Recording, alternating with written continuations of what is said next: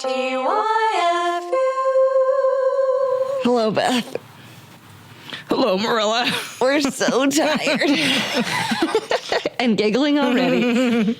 How are you? It's hilarious that we're tired. I'm good. I am tired. I am tired, We're recording too. a little bit off schedule for Yes. our usual routine. Yeah, because our illustrious producer is also tired. He's not been feeling well. Mm-hmm.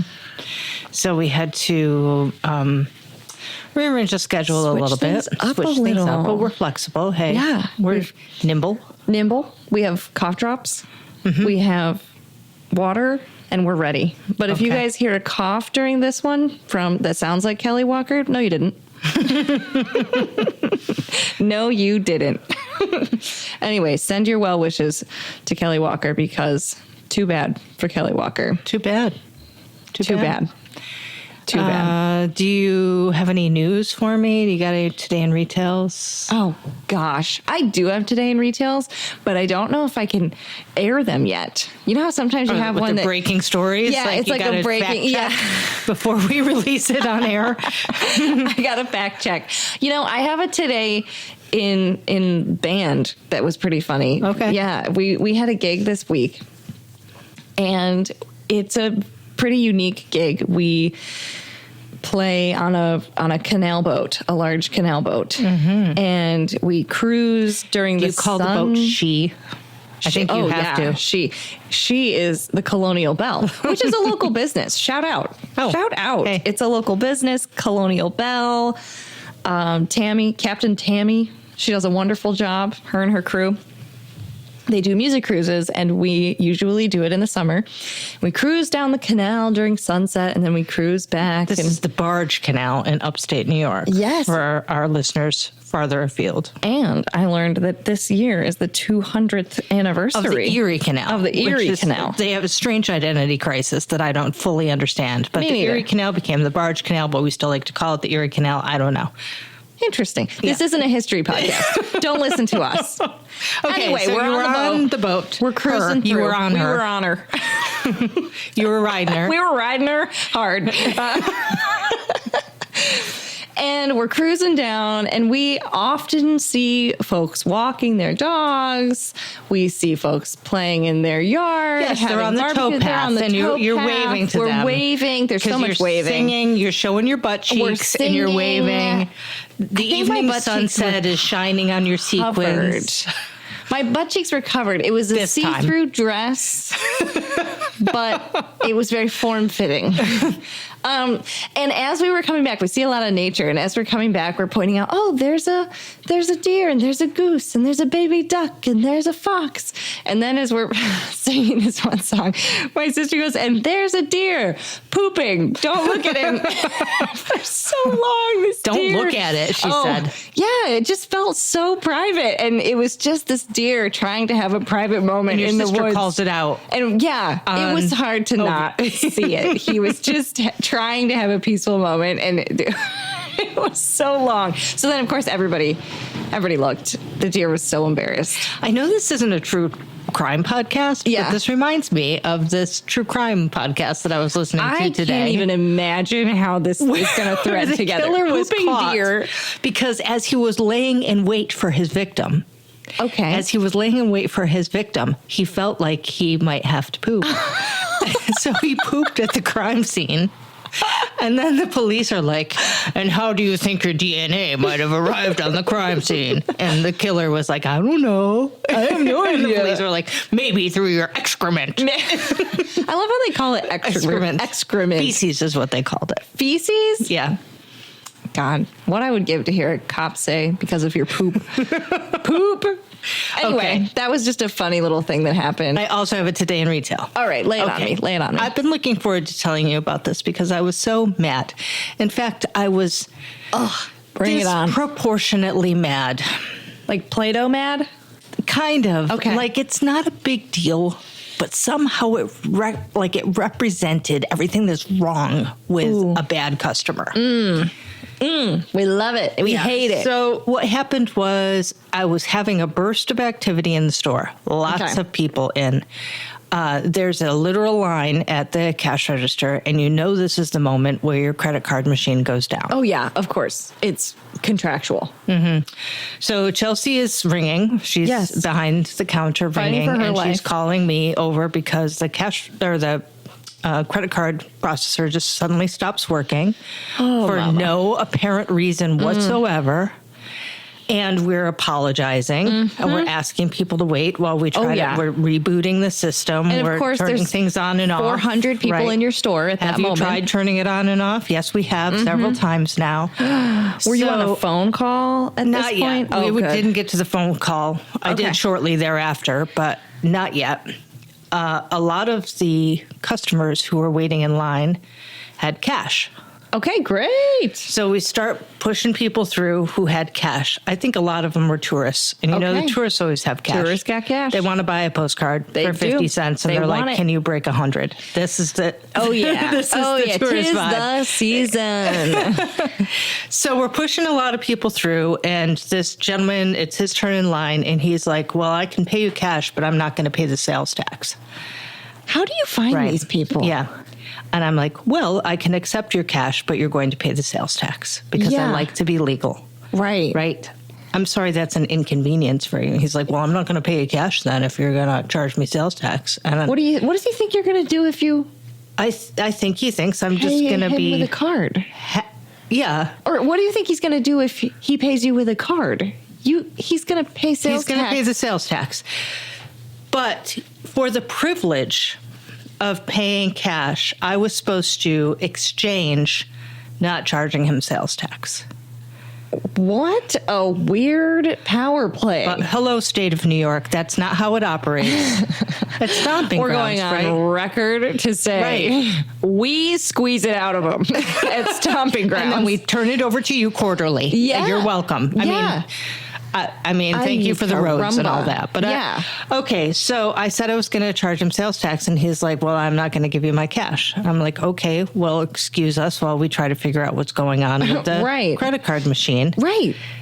So he's like, okay. And he just like crosses his arms and stands at the Ew. counter and enjoys watching Ew. Chelsea and I try to solve this problem. And mind you, he has cash. He has cash. in his pocket. So I said, well, excuse me, sir, I'll ring out some more people behind you who are happy to pay cash and the sales tax. Yeah, But both. he's just standing there the whole time, just really reveling in his weird little gross power play. And looming over everyone who is being rung up. Mm-hmm. Ew. I don't understand the point of this. Ew. Did you kick him out? No, You're like, I got the your credit card money's machine no fixed, good which here. suddenly started working again. I have no idea why it stopped working. that- I have no idea why it started again. That always feels good. That always feels good, right? And I rung him out, and I used his credit card. So, you know, charged yay, him we all pay the double credit sales card tax. processing fee, and we all get roads. Oh my God. So it's just like, I'm like, I haven't been able to stop thinking about it, though, because it felt gross to me. Can you help me unpack it? Yeah, I don't know why. This is not the first person in your store who has not wanted to pay sales tax. Nobody ever wants to pay sales tax. Right. I mean, newsflash. yeah. Here's sorry, state of New York. I don't really want to pay sales tax either. I don't have a problem with it, but it's like, sure, I'd like to keep the 8 cents for me, but it is what it is. I know what I got into, and I Move to New Hampshire. go to New Hampshire, go to Delaware. I don't know. There are places that you can go if you don't want to pay sales tax specifically. And I don't know why these people think it should be your problem and put you on the spot and ask you to do something illegal for them and their politics, policy, I have no idea. principles. What does it mean to? It doesn't matter. We have no idea what it means to this man, and it's not our problem. Yes. It should never be our problem. But he comes in and makes it your problem by asking you to partake in any legal activity. I felt like I was inconveniencing him by not having a credit card machine that worked when he wanted it to work. So that was an inconvenience. And therefore, he should be compensated by not having to pay sales tax. There's a lot of layers to this. Does he not understand the fees that go into credit card? I don't know. Maybe he thinks, well, he's saving me the credit card processing fee. So the least I could do is not have him pay sales tax. I don't know. I should have maybe interrogated him on this. I have a lot of questions for this guy. What is if your you could motivation please here? give me his phone number, I would like to call him because I would like to know. Yeah, I have questions. If you pay with a car, I feel like it's a net benefit to pay with cash for the consumer and us. Yeah. Us. And almost, like, I would say 99% of the consumers understand that. If anything, if you pay with a credit card, and I'm fine if you pay with a credit card. That's fine. I don't care. But if you pay with a credit card, the credit card company is going to get a slice of that cash. If you're like, rah, small business, I want to do business with this small business. If you pay with a credit card, a piece of that is still going to go to Visa, MasterCard. So it's no longer just grandma, the mom and pop store. It's grandma, the mom and pop store, and Visa. And our cousin Visa. All holding hands in this warm, fuzzy transaction. So it's like, I don't know if this guy is like I don't know. Maybe he's anti-government, but he's okay with credit cards. I don't think he was that philosophical about it. I think he was just wanting to like whip his dick out. If I can, I really feel like that was. You can say it. Can I say it? You Yes. can say that. That's the feeling I got with some kind of weird power play. I was going to say it feels just like a weird power. It feels like just a weird punishment. Like, oh well, this is the consequence of your machine going down. You have to cover my sales tax. It's so or the weird. state of New York has to cover my sales tax. I don't know. I think we're giving him too much credit when we're giving him like, too much airtime. He's on principle. He's not. No, we're giving this nerd too much airtime. Well, he was a big nasty. Well, he was a big nasty. I bet he's single. Maybe he doesn't have a girlfriend. That would or a boyfriend. Or a boyfriend. Right. And that would make me feel better in this moment, even if that's ugly of me. That's a Today in Retail, man. Yeah. There it is. Oh, I guess I have one other thing. This is kind of wholesome to follow up. I love how our episodes are turning all into like there's straight Today in Retails. I suppose we should just do an episode. I know. Right in. We could just do an episode and we could of Today in dig Retails. so deep. Yeah. All right. Years. Yesterday, I was at my shop and I'm sitting there. We've got these big fishbowl windows at our Rochester location. And this car pulls up, this small, dinky little Toyota pulls up. And maybe Toyota will sponsor us for that. Yes. Yeah. And we'd like to thank Toyota.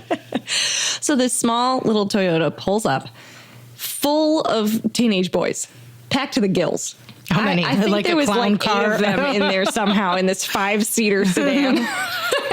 And they all kind of unfold. They're all, maybe they're like college age. And they all kind of unfold. They have the gangliness of youth. You're rolling your shoulder as you're telling this story. They're falling out of the car. They're unfolding their knees. And Ellie and I are watching them get out of the car. And we are joking with each other, like, all right, here comes our next batch of customers. Our demographic is not the teenage boy. I don't know if anybody would guess that. All 800 of them excitedly start pointing at the shop like they just got to the end of a road trip, and they all come in. Really? Every single one of them. This is exactly. We're here, bro. We're here, bro. We're here, bros. They were specifically coming to our store. So did you interrogate them? So these are like cool teenage boys. So like now we're kind of like, what are you doing here? Yo, guys. How's it hanging? Is that what you said? No, but like the equivalent of a little more professional. Like, hey, like we're trying to act super normal. Like we're like, hi, how's it going? And they're like, oh, we're just checking it out. We're just checking it out. And like, okay, if you have any questions, just let us know. They spent 45 minutes, close to an hour, meticulously exploring the store and shopping. All 5 of them having the time of their life. One of my favorite quotes during this time while these boys were in the store, maybe 25 minutes in, they had finally made it to the pantry section, and one of them goes, "Dude, they have organic steel cut oats." In that moment, Hallie and I looked at each other across the store like, what is happening? They all picked stuff out. They all made purchases. They had the best time. Well, if you build it, they will come. Or I guess it is turns out to be true after all. Yeah, they were like, all right, bye. We'll be back. And we sent them on their merry way. It was the funniest thing. And we had to eat our hats, basically, because we were like, oh, yeah, right. These guys are going to come in. This is our customer. And then they certainly were. And they were thrilled to be there. And they were so excited. And they were the sweetest boys. Just a boys' day out. Eco boys. Eco boys. So yeah, that was very sweet and very unexpected, and a good reminder for me to not judge a book by its cover. I guess Mm-hmm. They were all like jock boys too. Like they were all like cool guys. Interesting. I know. Go figure. The youth. God bless the youth. God bless the youth. Honestly, they're going to save us one day. They might. They just might. They might. I know some youth because I have one. You do. Yeah. You got one that's going to do it. And I've met the youth's friends, and they do give me hope, honestly. They're sweet. Sweet potatoes. All right. So do we have an episode today? Do we have an envelope anywhere lying around in this muddled mess? I think it's your turn to rip the envelope if you have the stamina. I think if you're not too... If I'm not too tired. If you're not too world weary. If I'm not too, what did you say last episode? Ridden hard and put away wet. For God's sake, I did not say that on the episode. Marilla, I said that to you privately. Oh, well, not anymore. God. It was so funny, though. Guys, Beth said that to me. And she was like, I don't know who you said it in your family. Yeah. Some old guy in your family. Yes. Old guys in my family say that too. I grew up saying that. Yeah. It's inappropriate. Don't say that. But it is about horses. Of course it's about horses. All right, good. Tired horses. Tired horses. Anyway, I'm going to rip this envelope. And the title of this episode is Rode Hard and Put Away Wet. Yeah, fit that on a tile, Kyle. All right. Here we go. Oh, my God. The prompt I have in front of me is burnout. Burnout. Who could have guessed? Who could have guessed? I mean, burnout? We casually tiptoed toward the topic in our intro. I would say we rode there pretty hard. I don't know what was going on when we came upon this topic. I don't either, but I think you sent it to the chat. Mm-hmm. And when you did, I thought, how have we not done that? I thought, we've done that already. Right. We haven't. We haven't done burnout. It's sort of like a lot of our topics are touched upon through different episodes over the course of time. And I think we've probably touched on burnout. You know, when you're impatient with customers or you're impatient or just Christmas tired of retail solicitations, like burnout comes up, but we've never talked specifically about burnout. That feeling where you just don't have the heart for it any longer. Yeah, and it's so funny. And I think sometimes it's tricky. When I was thinking about this episode, I was like, will this be a full episode? Sometimes I think about that when we come up with a topic, and then all of a sudden we have 7 hours of material. Poor Kelly Walker has to cut down. But burnout is so funny to me as a hardy har funny. Yeah, in a sense, because it's so passing as a small business owner. It hits so hard, and I don't know if you can relate to this, but for me, I feel like burnout hits so hard, but there's another wolf within that's like, okay, this is gonna pass.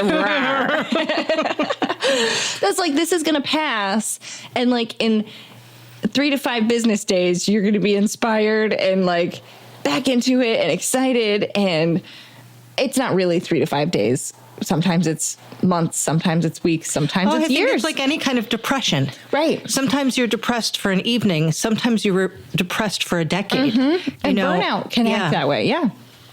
Or like burnout, to be specific. I think there's a lot of types of burnout. Yeah. But we like should probably talk about that. Maybe like this one will focus on the burnout of small business ownership and running that. Yeah, I mean, when I was thinking about it, I'm just going to, give us some talking points at the top, and maybe we can dig into them. But meander a little, sprinkle some inspiration. There's the burnout you and I and other small businesses might personally feel. But there's employee burnout. Sometimes you can see an employee is just not there anymore. Oh, yeah. There's customer burnout when they feel like they've explored everything there is to explore about your store, or they get they just get ready to move on from you. That happens. Oh, I didn't even think about that. Yeah. So I think there's different ways we can talk about it. Yeah, I think, let's start at the top. I think it's very interesting when you have something that's your pride and joy and your passion and channels, maybe many passions under one roof, and a place where you can express yourself and a place where you can run things entirely the way you want. Mm-hmm. All of a sudden you wake up one day and you're like, God, I can never go back there. The business so often will feed you emotionally, feed you financially. Right. It gives you a lot of good things. And then all of a sudden you feel like you're just giving to it endlessly. It's a bottomless pit. Yeah. And with different things can trigger that. Yes. Talk about it. What's something that triggers it? I don't like that you're stealing this talk about it from me. Because I'm like, I'm so glad you asked, Marilla. It's so effective. I promise I'll stop, but it is powerful. Well, certainly, last episode, I think you talked about your period a little bit. Oh my God. Yeah, we're on the same page. That. Yeah, no. There's your regular emotional hormonal cycle that can make you more ready for action some days than others. That is the 3 to 5 day situation. There's one day a month you wake up and you're like, why did I even do this? Why do I even think that people would care about this? I have no inspiration. We're closing it in 3 days. It's not even going to make it to the end of the year. And then 3 days later, you get your period and you're like, oh, right. Maybe this is a cute place. Maybe I'll stick it out a few more days. Or at least 3 weeks. At least, we'll just give it another shot. Yeah, I think as a woman business owner, to navigate that, because it's not just interpersonal that it affects the energy that you put into your business. And I think that deserves a good chunk of this episode, to be honest. Because it's relentless. It's kind of a scheduled monthly burnout. But I don't always realize that that's what it is. None of us do. None of us with uteruses know that's what's happening, even though it happens every month for decades. No, and we never know that it's hormones, and we'll never admit that it's hormones in the moment. We're just like, no, this is a perfectly reasonable despair and malaise regarding my life's work that is set in on this Tuesday. Like, we're rational beings. Mm-hmm. We would never allow our hormones to control our feelings about our life's work. No. Never. So I think there's a little bit of that. But, there's also external influences, too. It's not just the cycle. It's not. Right? But I will say that I think, do you have any, at this point, you've been running your business for a long time, and I've been having periods for a while. You've been having a period for a while. Did you ever implement I'm trying to think of a strategy, or at least what's the word when you're having sex? What? Come on, more daddy? I don't know. A safe word. Yeah. The opposite of more daddy. Oh, I love it. No, like, I don't know why I was thinking safe word, but yeah, basically a safe word for like when you go into that, like once a month, I kind of tell myself, like, if I'm feeling that way, I'm like, okay, wait a minute. I feel this way thoroughly, and it's totally rational, and it's not my hormones, and it's definitely not my cycle, but also like maybe give it 3 days. Yeah. Like, I've now kind of gotten to that point where I can be like, maybe don't decide to close today. Like, it's not hormones, but like, just in case it might be, like, just put that closing announcement in the journal for like a couple minutes. Well, hormones aside, I mean, we all have moments where we're feeling more peppy than others. Oh, yeah. Right? So I guess at this point in life in general, no matter what's going on in the cycle, I'm able to say, like, okay, sleep on it. Just Right. have a nice. How about a glass of water for you, Beth? You know, and just take glass a of step water? back Yeah. from this for a second. Yeah. But for me, I will have a completely different emotion about something at 10 o'clock at night than I do at 10 a.m. yeah. the next morning. Oh, yeah. So I think sleeping on it is good advice for anybody. Anybody at any point. Mm-hmm. Yeah, I would agree. But sometimes sleeping on it doesn't help, and it goes a little further. It goes a little longer. I can't tell you how burnt out I felt the year that we had to change our name, and we were dealing with construction, and we were dealing with all these outside things. I've never felt burnout like I did that year, and it was brutal for many reasons, but because I knew, even though my emotions were so burnt out, intellectually, I knew that this is the time I need the most energy for my business.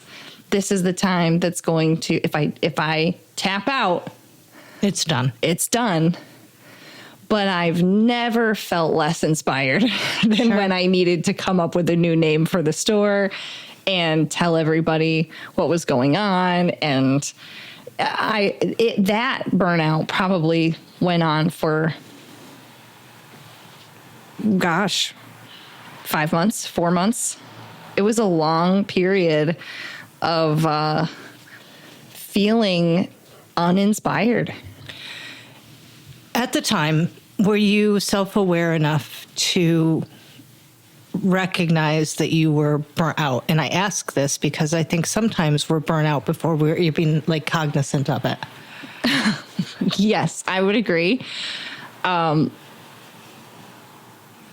would agree. I think that at the time, because there were such dramatic things happening, I could recognize that the reason I was feeling so burnt out was because of the outside stressors. Like, stress is a huge cause of burnout. So I think I felt a little trapped in that burnout because there was no way to mitigate the stressors at that time. Mm-hmm. It was just one of those seasons where that we've all been through, where it's like you can do as many. The hurricane has come. The hurricane has come. It's going to be here for another 8 to 12 hours, and you have to deal with it. And it really doesn't matter how many bubble baths or mantras you say to yourself. Like, in those moments, you still have to deal with the hurricane, and that's still a point of stress. So I felt at the time, I think that was the only thing that got me through that, was the ability to kind of pull myself out of the situation and be self-aware, to know that, to intellectualize it a little bit. Yeah, to intellectualize it a little bit. And I can't say that I aced that shit every day. There was a couple of times where I was just, I mean, my husband took a lot of hard knocks just watching me cry about it. But I think being able to pull back and say, okay, I don't know when, but there will be a change in the level of stress, and there will be a change in the circumstances. I just have to push through the burnout for better days. That was an interesting experience. And it's a certain type of burnout too. Because I think there's other burnout that it doesn't necessarily happen at a cataclysmic time. So speaking of crying, I had flashbacks just now of when you were PTSD. going through this yourself. No, I was thinking of you. Oh, okay. My trauma based on your trauma. Oh, It was okay. really hard Yeah. for me too, Marilla, when you were going through that. I should have thought about that before I brought it up. But I think you cried in my store once or twice. I know I did. I think that was probably the first time I cried in front of you. Maybe ever. Ever. Since. Ever, You know, ever since, maybe. You're not a big crier. I'm so tough. But you were definitely, I think, just at your wit's end. And you had no more reserves to give. Yeah. I commend you for getting through it. But I had a memory just now of when early days in my business. Yeah. When we were in this property that had just problem after problem after problem, and stuff getting ruined because of water damage, and Right. The tenants upstairs, and all sorts of name stuff it. that was beyond our control. Bugs. And then bugs. Ooh. And we finally got flooded out, and then we finally found a new location, and then we had the stress and the expense of moving. Yeah. While you're a young business, because Yeah. you have no buffer when you're a young no. business. So the No. stress of not having any money and having to jump all these hurdles. And hope it works. Right. And then I remember one day I had some errands to do downtown, and some letter came in the mail saying that we were getting sued for breaking our first lease. Oh my God. And it was just that it was the end of the world. it was the end of the rope. Like, Yeah.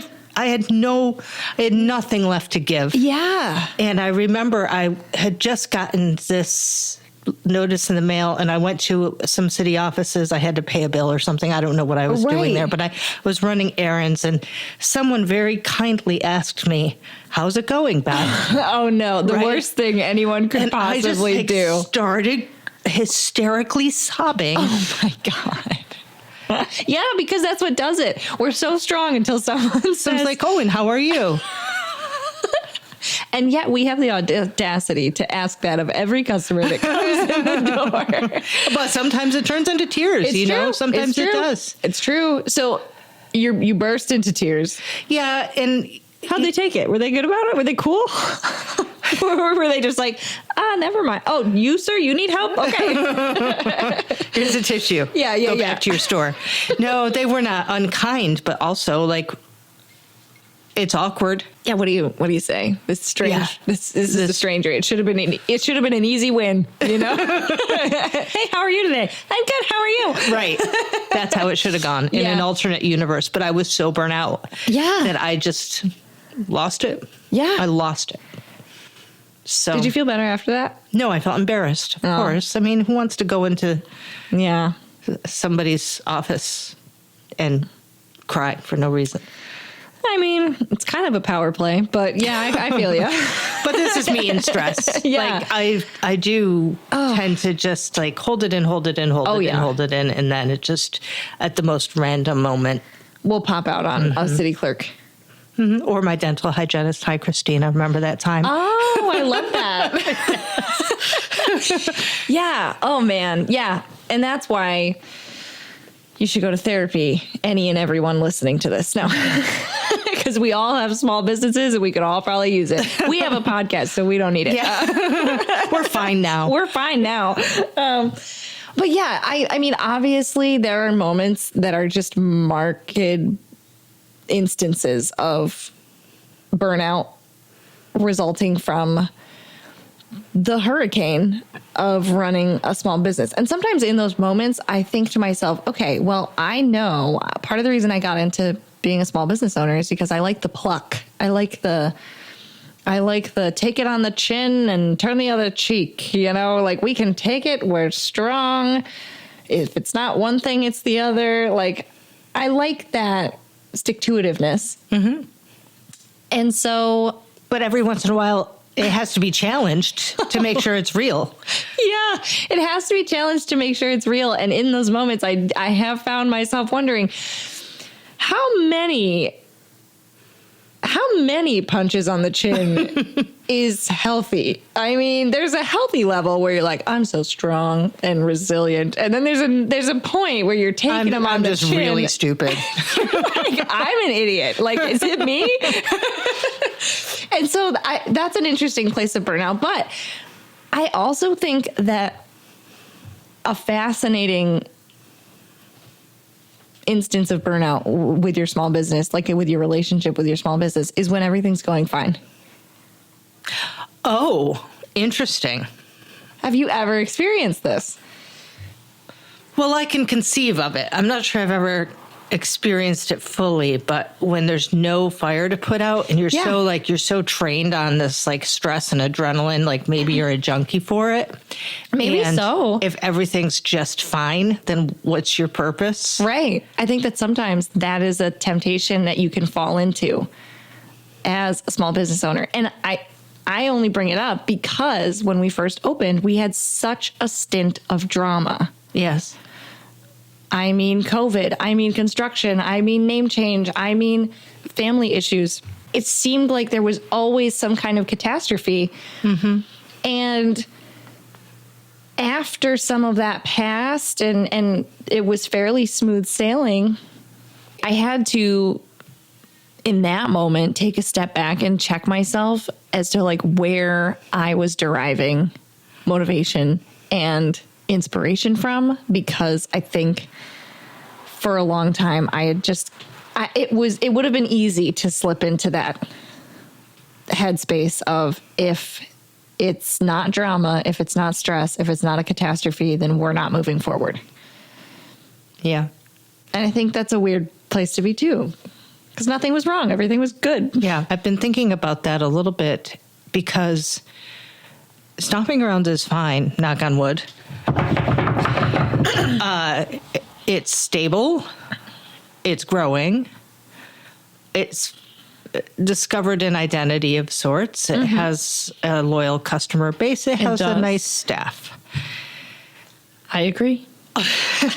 So I don't know why I would choose this moment to double the size of the store and rebrand it and invite. Because we're masochistic. Maybe. I don't know.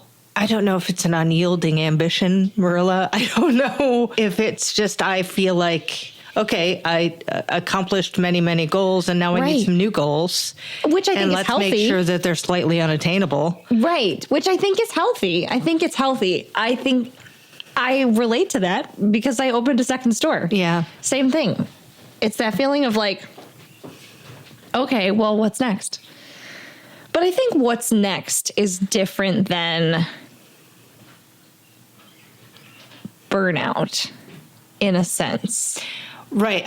I bring it up only insofar as, am I afraid of being burnt out if nothing changes or nothing is challenging? Oh, yes. So am I creating new challenges? Right. So that I continue to feel inspired? And maybe that's fine, and maybe that's good, and maybe that's healthy. Wait a minute. Or else maybe it's like, I'm just fighting off some kind of ennui. Yeah. Like an existential crisis out there. that's looming. Yes.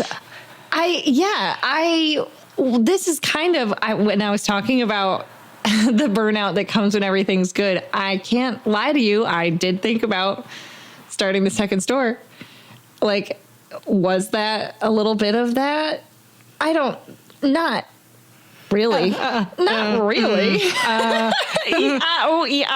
No, but I think I was hesitant to make that move because of experiencing some of those moments of like, well, am I just a small business adrenaline junkie? Like, do I just need the next hit? Is this my, I can't. When you climb without ropes. Oh, yeah. I don't know. Not us. Yeah, but I think I dragged my feet a little on that decision to expand because I wanted to make sure it wasn't that. Mm-hmm. Because I think that you're doing this in a very healthy way. I think makes perfect sense that you're growing right now. I think it makes perfect sense that you're doing this. But I think it's good that you're thinking about, is this just putting off a crisis in a sense. But I think that's a self-awareness that means you're not, and you're fine, and you're healthy, and everything's great. Hopefully. And nothing's wrong with you. Hopefully. But one does wonder, meaning I wonder and have asked myself, like, now that I've achieved all these goals that I had set for myself, why on earth would I be inviting more stress into my life at this point? And am I risking burnout if I invite a whole new set of stressors into my life? Or am I risking burnout if I don't? I think those are great questions. Okay. Too bad this podcast isn't a podcast for answers or advice. You're going to have to go elsewhere for that. I think that as you were saying that, and I was thinking about how I was going to talk over you, I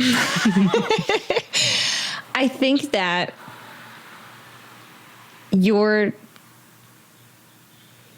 perhaps it's because you know that doing this next step is going to invite burnout. It's going to invite overload. That's inevitably going to happen with increasing the size and scale of your operation, of your empire. Even better. But I think with time and experience and wisdom in the small business scene, the time to do it is when you know burnout and you're well acquainted with burnout and you know how to sit with that for a second and then see it out the door. Mm-hmm. And I think at this point, you're well equipped to do that. And I think that that's different than just, not to say it's not scary anymore, but like with all these catastrophes that we just named, we've been familiar with burnout. Yeah. I mean, my biggest, I think I've talked about this on the podcast here and there before, but right before the pandemic, I was at peak burnout. Yes. Peak burnout. I was so burnt out, I had no self-awareness about it. I resented the customers. I'm sorry, customers. It was a long time ago. I was a fool. I felt like I just worked way too hard for way too little. Yeah. And I also felt a little bit like I was trapped in the thing. Yeah. And then the pandemic hit, and sorry if I'm repeating myself from prior episodes, but I was faced with losing the store at that time. Yeah. And came close to it. I think we all did. Right. And all of a sudden, I'm like, no, this is what I want to do with my life, and I'm going to fight for it, and I'm going to bring it back, and it's going to be even better. I had the opportunity from being closed to look at it more top down than just kind of like treading water and trying not to drown in the thing every day. And do you find that's when you realized, because you said you weren't self-aware of how burnt out you were. Right. Did it take the closing? Yes. Interesting. I think that's something that's so interesting that you don't. Where did you notice it? Like, was it a physical manifestation, like looking around at your store that triggered it, or was it just what was it? The pandemic closing, or were you able to like stop and breathe a moment? And did you look around and say, "Oh, this isn't how I want this to look. This isn't how I want this to feel. This isn't reflecting what I want it to be"? In that quietness? In the early days when we were closed, in New York State, we were closed for a couple of months, I think, right? And I just had a lot of time that was a brutal spring. Yeah. There was no sun. Oh, yeah. But I went on bike rides and I took walks by the lake, and I reorganized my house like we all did. Then I spent some time with my kid, and I didn't really go to the store that much. Yeah. And when I started going back to the store, we opened first by appointment. I started to feel like, oh, it's so nice to be back here. Oh, but it was still quiet, so I could look around and breathe its air and see how pretty it is. Yeah. And kind of appreciate all that I had done instead of looking at all that I hadn't done.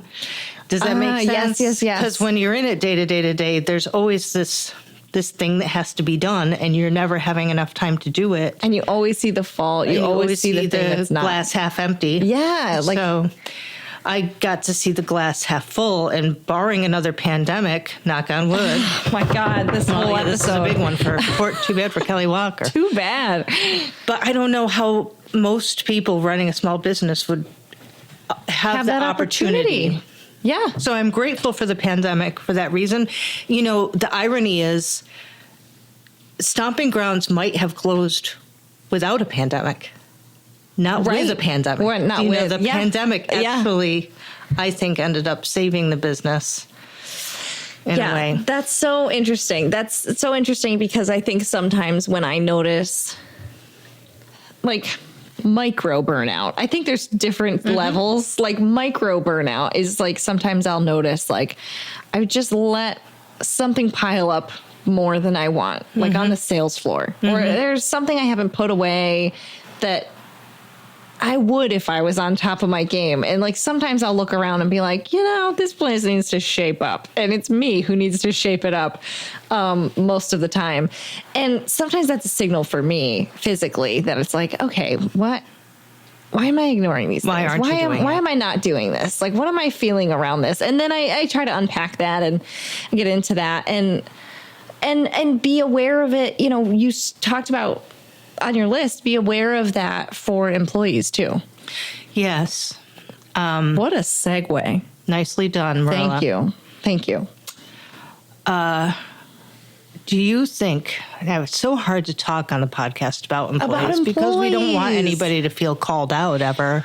Right. But hypothetically. This isn't about anyone in particular. I can talk about one employee that was definitely burnout and talk to me about their burnout. I think I can too. Yeah. Yeah. And to me, it's like there's not much I can do if you can't tolerate customers anymore. Right. And if you can't be bothered to get here on time, do I buy you a donut in the morning? Like, I don't know. Yeah, and even paying more didn't seem to be the motivating factor for this particular employee. Well, yeah, because I think about ourselves, like, you know, in those moments when you are feeling exhausted and burnt out, what is it that moves the needle? It's not really a $1 zillion day. It's not really, you know. A $1 zillion day helps. It does. Please make note, everyone listening. If you have $1 zillion lying around and you want to make our day, bring it over. You might cure us of some burnout. But, you know, when you're in that space, little sweet treats, a nice day. You're doing great pep talks. It's gross. But like it's interesting as an employer, you've got to make some game time decisions in those moments. And it's not comfortable because you, for example, with one of my employees that comes to mind, a lot going on at home, in life, with health, with just everything outside of work, making work even more of a chore than it is, because it's as charming and lovely as our stores are. You know, you still have to clean the bathroom and mop the floor and deal with that one customer you don't like after dealing with the one you do, and do that order that you hate doing. And, you know, there's all those unpleasant things. And when life is crazy, you can lose that motivation. And then as a boss, it's hard to look at that and say, okay, and I'm not the best manager either. I'll admit that. I'm pretty new at it. So it's like, it's hard to look at that person and say, yeah, unlocking what's going to help this person. Time off, more pay.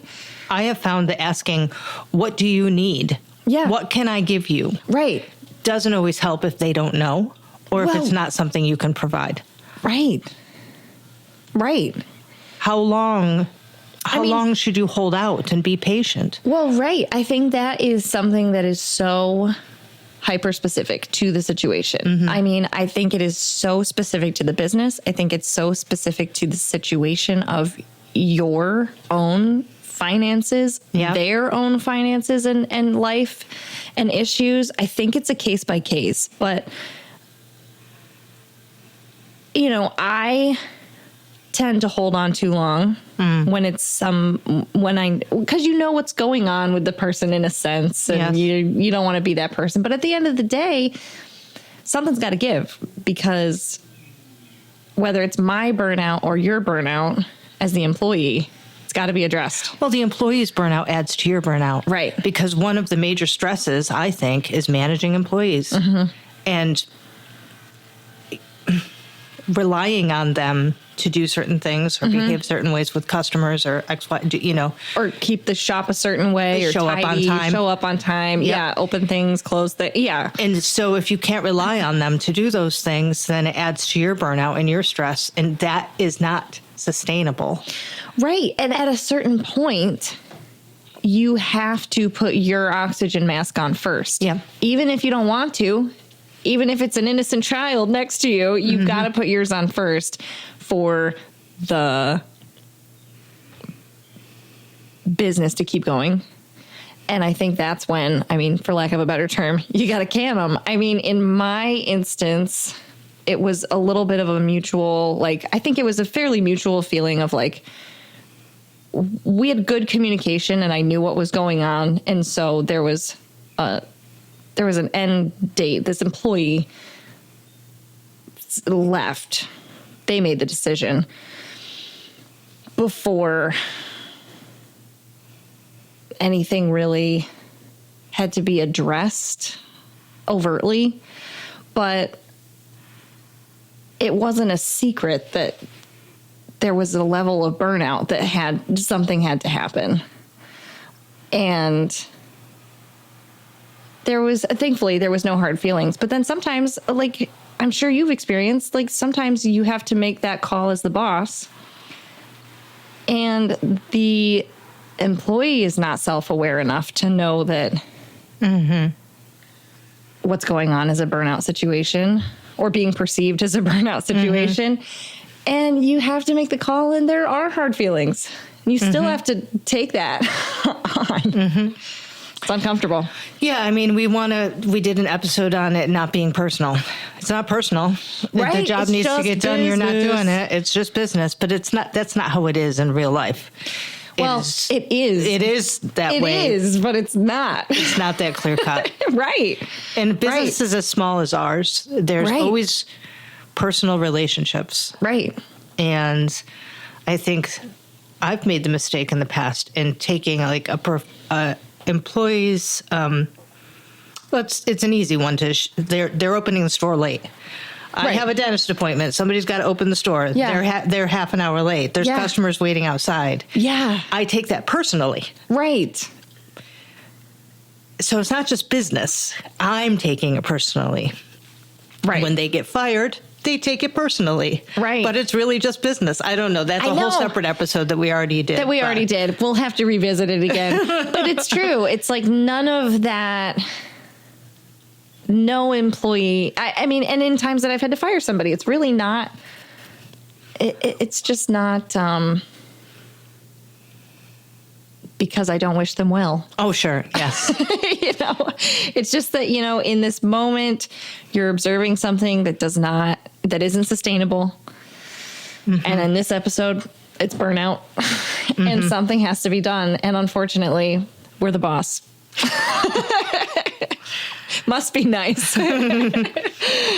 Yeah. Okay. So let's move on to customer burnout. Yeah, this is an interesting take and I like it. Well, it just reminded me of our breaking. We've referenced so many past episodes in this episode, but when we're going to have an index. No.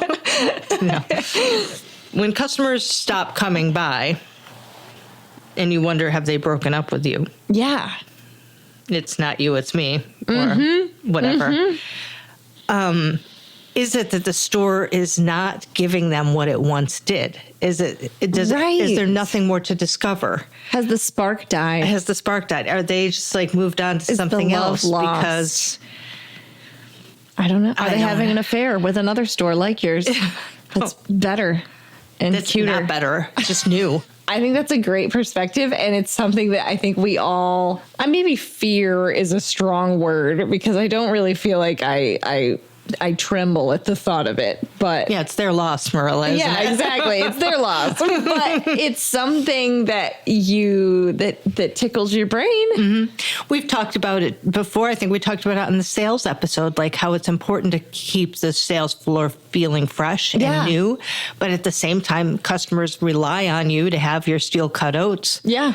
And if you don't, then they're going to be disappointed in that. So how do you keep things feeling alive and fresh and interesting for the customer? How do you keep their love banks full? Dependable and familiar. Yeah.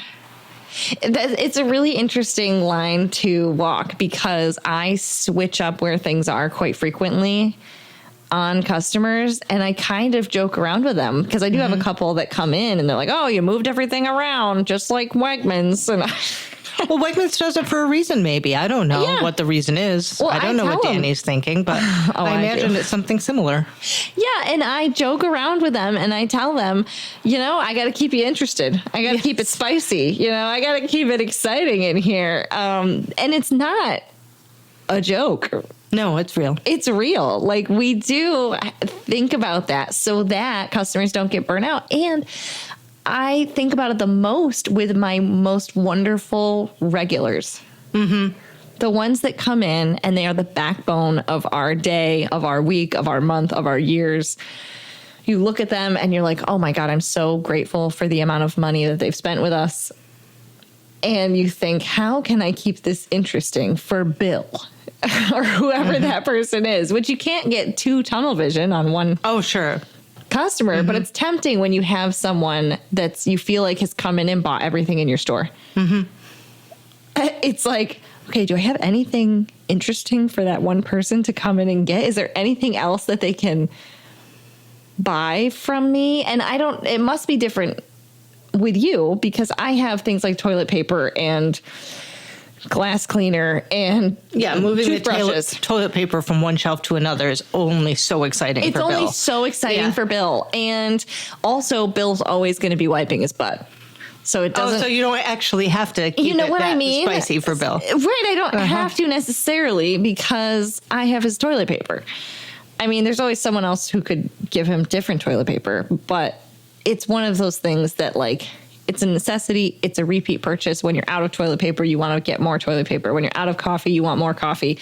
But when you have gifts, and maybe sometimes even books, I don't know if it feels that way with books, but I think about a gift shop. Mm-hmm.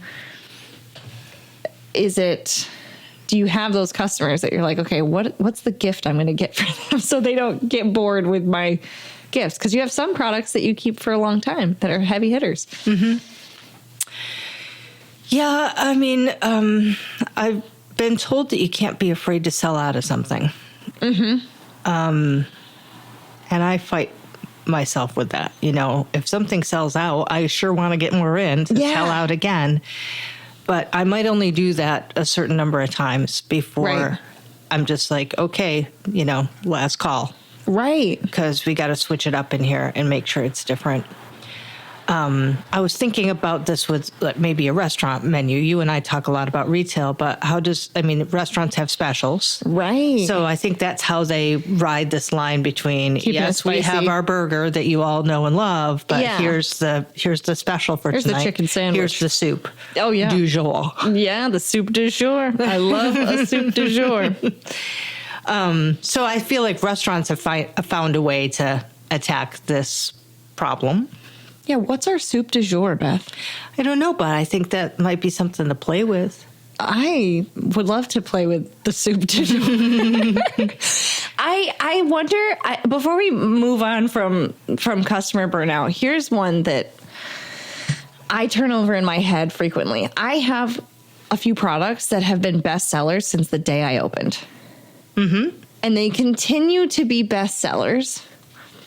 Every year, every day, people are coming up with new products and new things that are similar but not the same. So you're tempted away from your own bestsellers in a way. Right. So I think you can get burnt out from your own bestsellers and you have to look at them and say, are these still working for me? Am I still selling them with excitement? Am I still have I gotten burnt out on talking about them?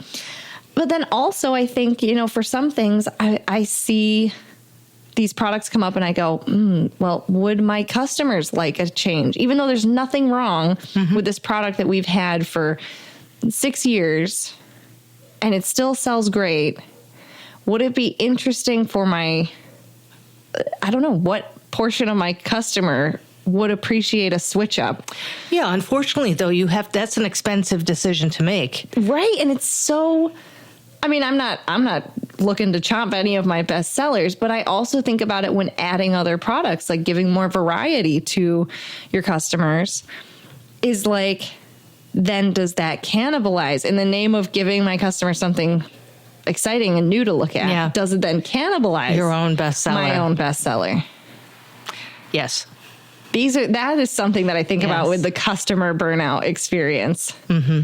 And I'm experimenting a little bit with that more now that I have 2 stores, because I feel like I have more room and a few more eyes on things and a little more, just a little more room to play with that kind of thing.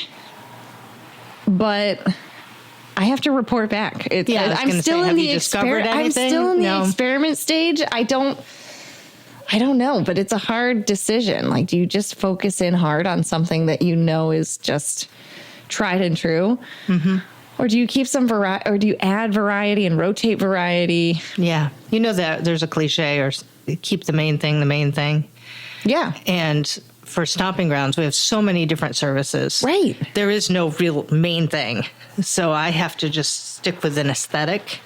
Right. Sort of. Right. That which I love. informs the decisions about what's coming in or out. And I suppose if your mission is plastic-free, sustainable, right, you can do whatever you want within that umbrella. It's really fascinating, which is this is making me feel less burnt out. I know, all of a sudden I feel rejuvenated. Oh my God, we're so burnt out about it. Well, that's part of the mission of the podcast too, isn't it? Right. To connect with people and feel re-inspired. Wow, look at you. Look at you. That is true. It's almost full circle, and this would be a great place to end, but there's a couple other things I want to bring up with you. That was a great, all right. We'll just chop that out and we'll just glue it really weirdly at the end. Yeah. How do you spot a business whose owner is burnt out? Ooh, mamma mia. Ay caramba. I worked in a business in which I believe the owner was so burnt out for years, the better part of a decade. And that place was run by the manager, and the heart and soul was put into it by the manager, but it is different when the owner is checked out. I don't necessarily know how to spot it, except there is a staleness and there is I think unwillingness to change is a good indicator. Unwillingness to, maybe I'll leave it at that. An unwillingness to change. So as the consumer, you go in and you don't see any fresh product. Is that what you're saying? I don't know that it's just fresh product, but yes, product. If it never changes, if there's never any exploring in the realm of your shop, I think that's a sign. Nothing ever moves around. Nothing ever moves. A thick layer of dust. Yes, I was going to say that. Is it clean? If it's not clean, nobody cares anymore. Right. A thick layer of dust is a good indicator, although we kept it clean. Although some parts of my store are dusty. Don't look. Yeah, please. I still care. Take that one with a grain of dust, please.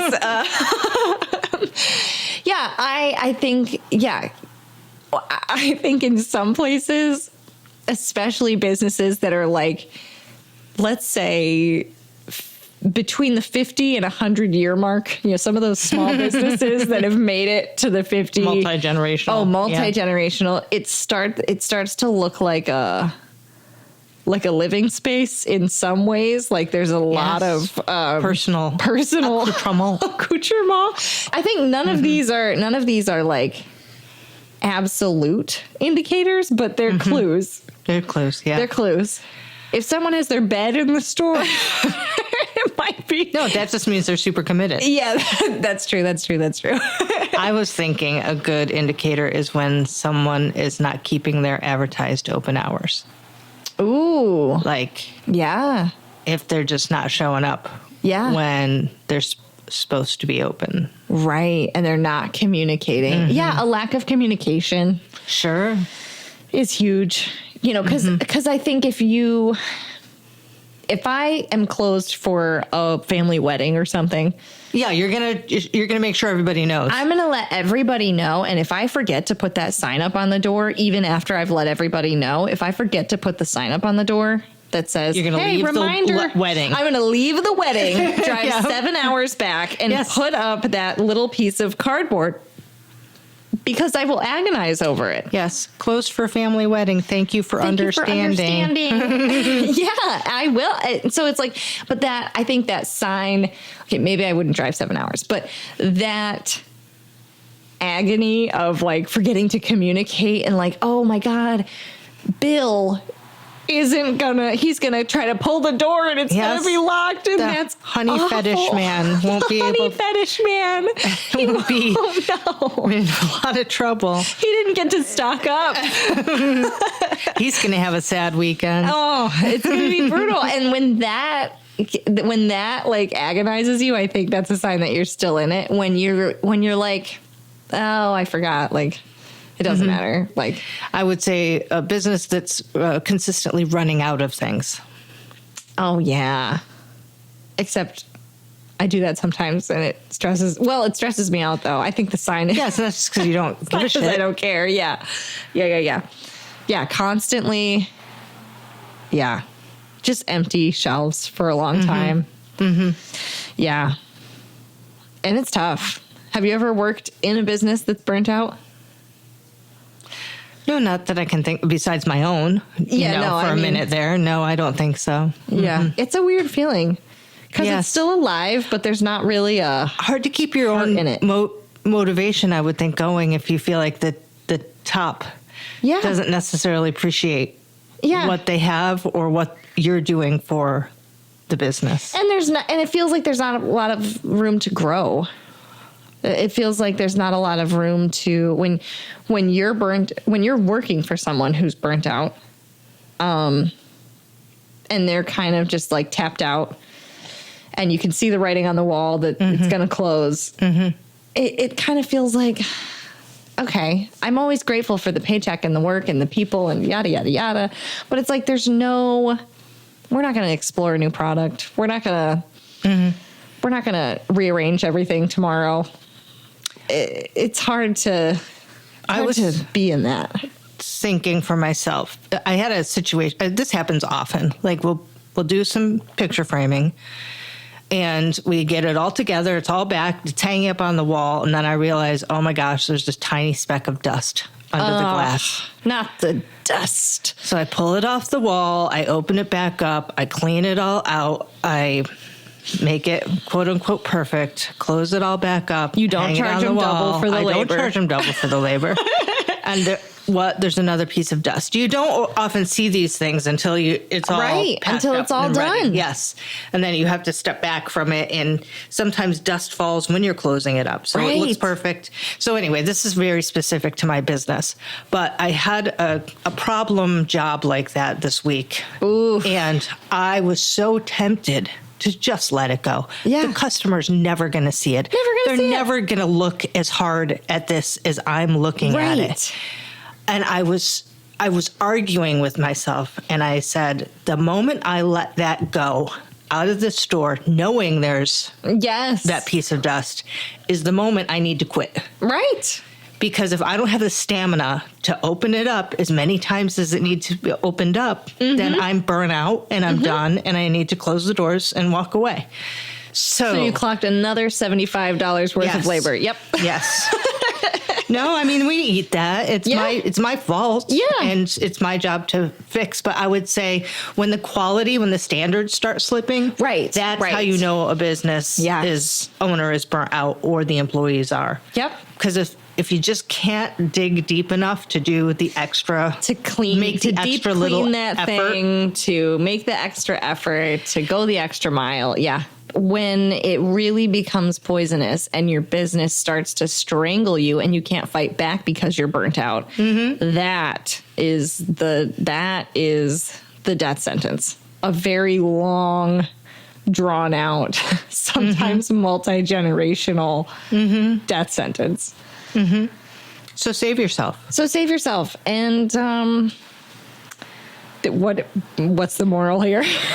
Don't get burnt out, but if you do, it's fine. Well, kind of. You know, I would say, summary statements. Burnout happens to all of us. Even in good times. Yes. Strangely. Even in great times. You can feel burnt out and you can still feel like you don't want to go to work. It's often cyclical. It's often temporary. Oh, right. Yeah. Because we're going to talk about our periods some more. Yeah. But even aside from that, it's cyclical. It's sometimes temporary. It's often temporary. It's usually temporary, I would say. So dig deep, drink some water, sleep on it. If you need some time away, take the time away. I know sometimes that's not possible for small business owners, but listen to this podcast. Yes. Because that's part Tell of your burnt out friend about it. Tell your burnt out friend about this podcast, because that's part of why we started it in the beginning, is that we would get together and gab about this bullshit and this burnout. And I think being able to have a network that you can gab about it with, or at least relate to, it's just like, I feel better right now. I was so tired when I came into this. I was tired when I came into this recording session tonight, and I feel so much better. I'm still going to go home and sleep, but I feel so much better. And I think that is what comes from finding other business owners or a podcast that you can relate to. That's what it's for. Like, it's so helpful. And I know a lot of us are loners. Right. Which is why a podcast is really convenient. Because you don't really have to talk to us if you don't want to. Oh, but if you want to, by all means. You could write in. You can write in. Tell us about your burnout. Yes. Tell us your funny stories. Follow Marilla's posts on Threads. Tell us about your dress code. Oh, yeah. Did you get much feedback from that? A lot of comments. A lot of positive comments and people liking that. You know what's taking off, strangely? Kelly Walker tells me that our episode on gifts. Oh, gifts. Like, I think it was episode 6. Does that sound right? Are these items cursed? That's right. That was the title of it. Cursed? Kelly Walker says that's getting an immense amount of downloads for no apparent reason. It's a mystery. It's a mystery. Perhaps those items weren't cursed after all. One wonders, though, why one episode would suddenly be, you know, just wildly popular. Taken off. Yeah, so tell us about your gifts. If you've had a lot of gifts in your time during business, or please. If you've played this episode, tell us why. How did it land on your radar? We'd be curious to know. I did like that episode. It was one of the first episodes that I liked. Oh, that's good to know. That's good to know. But seriously, I think we found our stride right around that time. Not that we're not still finding our stride. I liked it. But it was a funny episode, I thought. Anytime that we can harken back to an old man bringing me a Ziploc bag of open gummy bears. Yes, and Can't a go wrong with tomato. that. And a tomato. And an ostrich feather, I think. Yeah, and a coconut. And inviting you to his place and his villa in Florida. It was not. You're thinking of the episode now, right? Yeah. I'm thinking of the episode. Yeah, anyway, so if you've listened to it and you love it, let us know why. If you've gotten a gift and that episode tickled you, let us know about the gift. write us. You can find us on social media. You can find us at tyfupod.com, where you can also buy merch. And I think last solicitation for this episode is if you want to sponsor the podcast, let us know. We got lots of ways you can do that. Oh, yeah. All right. Wow, look at us. Yeah. Very boom, professional. Boom, boom. Bada bing, bada boom. Let's go take a nap. We chat about the biz. It is the way it is. Thank you for understanding. We sincerely thank you for understanding. Please visit us at tyfupod.com to learn more about the show, share prompt ideas, or tell us about your own small business experiences. We may include your story in a future episode. Find us on Instagram, Facebook, or YouTube at tyfupod or at tyfupod.com. Our theme music was composed by Marilla Gonzalez. The show is produced by Kelly Walker. Too bad for Kelly Walker. Let the Beagles have a moment. Yeah. Did that pick up? Was that what that was? The Beagle? Yeah. Who's having a moment?